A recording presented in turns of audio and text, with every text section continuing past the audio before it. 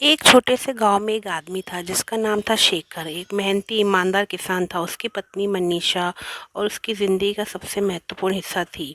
वह दोनों बहुत एक दूसरे से प्यार करते थे। दोनों की शादी को 10 साल हो चुके थे और उनके दो प्यारे बच्चे भी थे।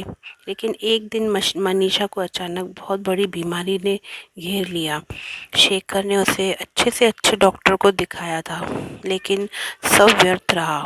मनीषा की हालत दिन ब दिन बिगड़ती जा रही थी और शेखर बहुत परेशान भी रहने लगा। और अंततः इतने इलाज के बाद भी उसने दुनिया को अलविदा कह दिया। शेखर और उसके बच्चों के लिए बहुत बड़ा धक्का था।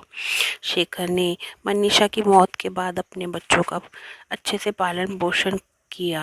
उसने अपनी पूरी ज़िंदगी बच्चों पे ही समर्पित कर दी। लेकिन धीरे धीरे उसे एहसास हुआ कि बच्चों को एक माँ की ज़रूरत है, जो उनकी देखभाल कर सके और उन्हें माँ का प्यार दे सके। एक दिन गांव की बुजुर्ग महिलाएं शेखर के पास आई और उसे दूसरी शादी करने की सलाह दी। शेखर दूसरी शादी करने के लिए मान नहीं रहा था, लेकिन उन्होंने उसे बहुत समझाया। उन्होंने कहा कि ये बच्चों और खुद के लिए भी अच्छा रहेगा। बच्चे कैसे पलेंगे? शेखर ने पहले तो इनकार ही किया, लेकिन फिर उसने सोचा कि बच्चों के भविष्य के लिए यह कदम उठाना ही सही होगा। कुछ महीनों बाद शेखर ने एक विधवा महिला सुमन से शादी कर ली। सुमन भी बहुत अच्छी लड़की थी। वह बहुत ही समझदार और दयालु किस्म की महिला थी, जिसने शेखर के बच्चों को अपने बच्चे जैसा ही प्यार दिया। धीरे धीरे सुमन ने शेखर और उसके बच्चों को जीवन में खुशियाँ वापस ला दी।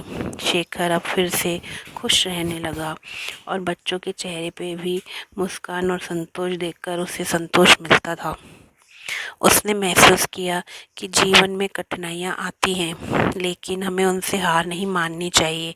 जीवन आगे बढ़ता है और हमें भी उसके साथ आगे बढ़ना ही चाहिए। इस तरह शेखर की ज़िंदगी में एक नया मोड़ लिया और उसकी दूसरी शादी करके अपने और अपने बच्चों के जीवन को एक नई दिशा दी और वह बहुत खुश रहने लगे। धन्यवाद दोस्तों। अगर आपको कहानी अच्छी लगे तो प्लीज़ लाइक शेयर सब्सक्राइब ज़रूर कीजिए।